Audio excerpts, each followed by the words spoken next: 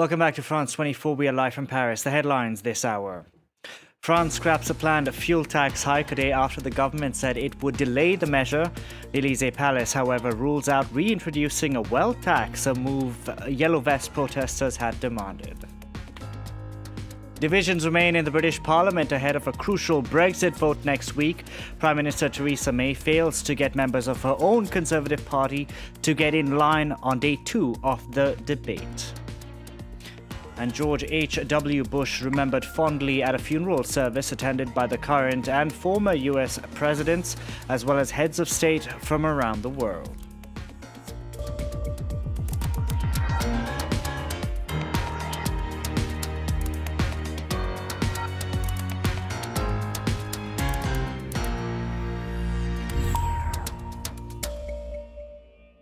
First, it was suspended, and now a fuel tax hike due to take effect in May has been scrapped entirely.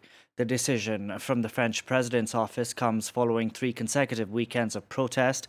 According to a recent poll, 72% of the public backed the Yellow Vest movement. Protesters initially took to the streets to bring an end to the fuel tax and denounce the economic policies of Emmanuel Macron. He has remained silent since returning from the G20 summit. Macron's office has announced the reinstatement of a wealth tax he scrapped is out of the question. For more, here's France 24's Clément Bonneau reporting. It's a shock announcement from the Élysée. The green tax on fuel, the very measure that sparked weeks of protest here in France, will be cancelled. Now, there was a lot of confusion about this. Edouard Philippe, the Prime Minister, addressed MPs on Wednesday. He said the measure would be suspended for 6 months. He said it would be scrapped only if the government and the different stakeholders fail to reach an agreement after a nationwide consultation. So the President very much here clarifying things. That announcement came as MPs were voting on the government's response to the ongoing crisis, to the Yellow Vests protest. There were fears that cracks were beginning to emerge from within Emmanuel Macron's own ranks, but an overwhelming majority of MPs have backed the government. 358 MPs voted for, 194 voted against. Clément Bonneau reporting there from the National Assembly. Now, the Yellow Vest protesters have already indicated that they won't be settling for crumbs.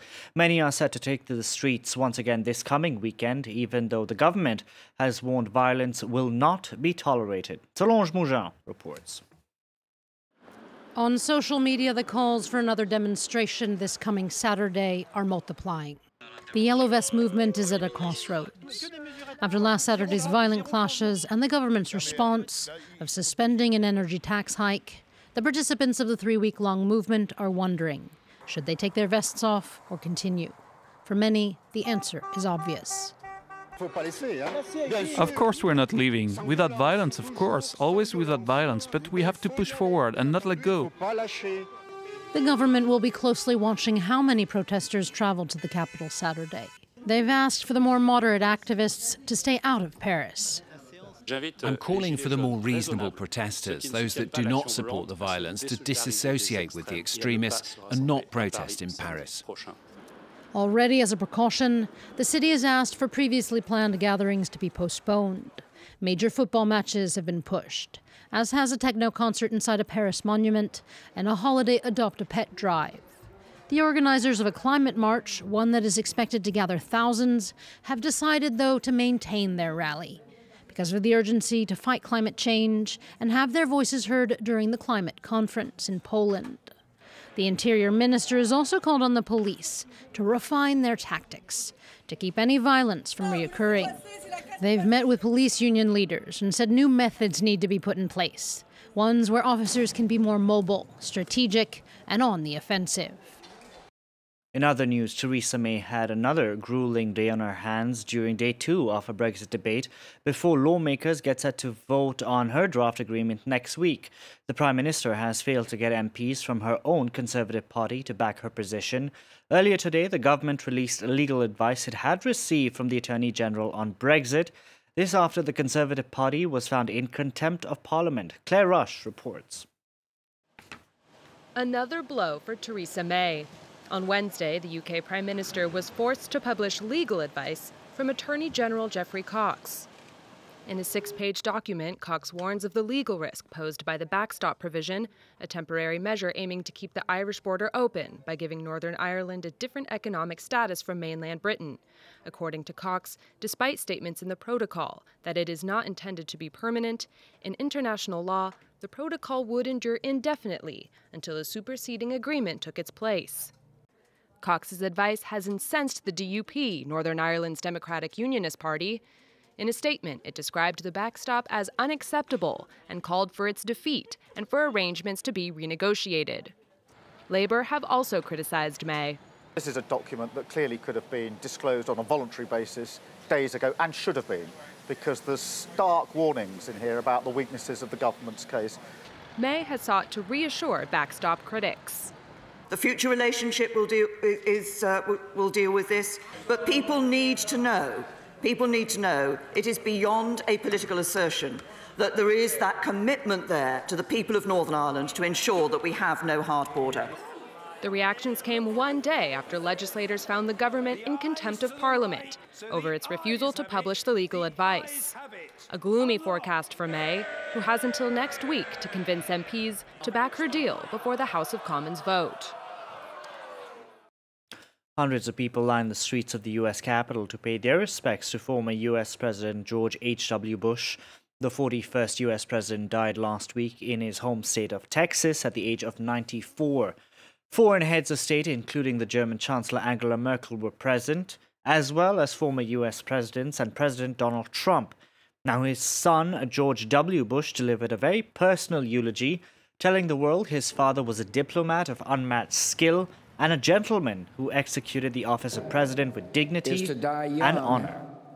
As late as possible. We're going to miss you. Your decency, sincerity, and kind soul will stay with us forever. So through our tears, let us know the blessings of knowing and loving you, a great and noble man, the best father a son or daughter could have. And in our grief, let us smile knowing that Dad is hugging Robin and holding Mom's hand again.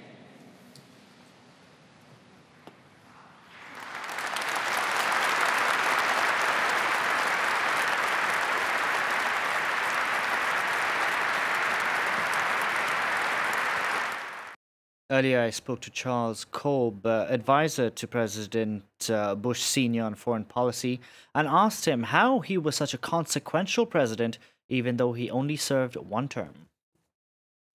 He was extremely well prepared. He, in my view, was one of the most well-prepared people ever to sit in the Oval Office. And then second, I don't know if it was so much as luck, but having that background and experience when some very important global changes occurred. The collapse of the Berlin Wall, the collapse of the Soviet Union, the effort to reunify Germany, which is a fundamentally important issue not only for Europe and the United States, but also the world. He fought to strengthen NATO, and also, as I think most people know, he led 500,000 men and women soldiers halfway around the world to stop aggression in Kuwait. And what he did there was very important because he waged a very focused and limited war. He went in, he got the mission done, and then he left. So he was a very consequential president in a very consequential time, even though he just had 4 years in office. And I would add, on the domestic side, which is actually where I spent most of my time, he campaigned to be an education president, and he made education policy a priority. But he also was responsible for things like the Clean Air Act, the Americans with Disabilities Act, and a 1991 Civil Rights Act. So very strong record both domestically and on foreign policy, and it reflects his preparation. You said he was a very well-prepared president. Would that have anything to do with his Army background? Well, he was actually in the Navy, and I'm glad you asked that question because I want to share something with your audience, which I hadn't heard until Monday. It came up in one of the tributes in the Capitol, and it came up again today in the service, which I attended. George Bush became, I think, the youngest pilot to enter World War II. He became a pilot at the age of 18 or 19. And they had a phrase back then. It was called CAVU, C-A-V-U. And it stands for Ceiling and Visibility Unlimited. That's what pilots wanted when they took off from an aircraft carrier to fly their planes. Ceiling and visibility unlimited. And in my view, that kind of summarizes George Bush. He was an optimist, and he took that optimism and his own experience as a hero. You know, that plane was shot down, and he stayed with that plane until most of his colleagues on the plane could evacuate. A few did not make it, and then finally he parachuted out, and as you know, was picked up by a passing submarine. So that war experience, as a Navy pilot, I think, was definitely part of who he was as a young man, and also how he governed as a president. Now, the war of words between Moscow and Washington is ratcheting up. Russian President Vladimir Putin has threatened to develop nuclear missiles currently banned under a treaty with the United States. Now, his comments come a day after the U.S. Secretary of State said Washington would withdraw from a major Cold War treaty limiting mid-range nuclear arms. This if Russia does not dismantle missiles the U.S. claims breach the agreement. The status of the Intermediate Range Nuclear Forces Treaty between Russia and the U.S. is on shaky ground after the U.S. and NATO accused Russia of cheating by carrying out tests of a new cruise missile. President Vladimir Putin has dismissed their claims, saying there's no evidence of violations, and instead warned if the U.S. exits the pact, Moscow will be forced to respond. Now it seems our American partners believe the situation has changed so drastically that the United States must also have such a weapon. What's our response? It's simple. Now in that case, we will also do this. We are against the destruction of this treaty, but if that happens, we will react accordingly. The Kremlin's response has sparked fears of a new arms race. The current pact, signed in 1987 between Ronald Reagan and Mikhail Gorbachev, banned land-based missiles with a range of 500 to 5,000 kilometers. But as a bilateral treaty, other military powers such as China and Iran face no such restrictions. Speaking at the NATO meeting on Tuesday, the U.S. Secretary of State said the United States would pull out of the agreement in 60 days unless Russia dismantles the missiles Washington blames for the breach. There is no reason the United States should continue to cede this crucial military advantage to revisionist powers like China, in particular when these weapons are being used to threaten and coerce the United States and its allies in Asia. NATO says it's now up to Russia to save the treaty. Peace talks aimed at ending the 4-year war in Yemen are due to start in Sweden tomorrow. It's the first time the Saudi-backed government will be meeting with Houthi rebels since talks collapsed back in 2016. The aim this time around is to build confidence between the two sides. The war in Yemen has seen over 10,000 lives lost and pushed 14 million people to the brink of famine. Now, 2 days ago, Qatar signaled it would withdraw from the oil cartel OPEC in January, a cartel largely controlled by Saudi Arabia. Doha and Riyadh have been at loggerheads since June 2017 after Saudi accused it of supporting terrorism. Today, however, Saudi Arabia's King Salman extended an invitation to Qatar's emir to attend a GCC meeting in the kingdom on Sunday. Could this mean Doha's isolation is coming to an end? Catherine Viette has been finding out.